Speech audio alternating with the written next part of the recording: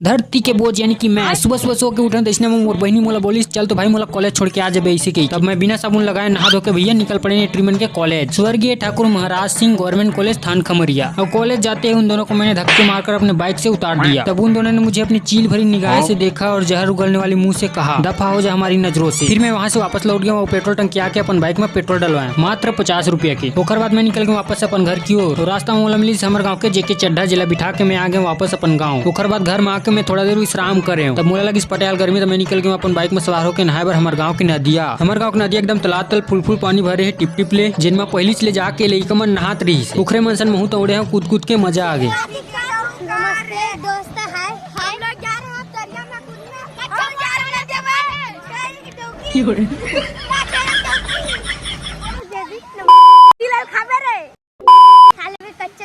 ये लइका मन सन कचरबाजी करे के बाद एक ठन गाड़ी में 4-4 5-5 झन ला दा के हम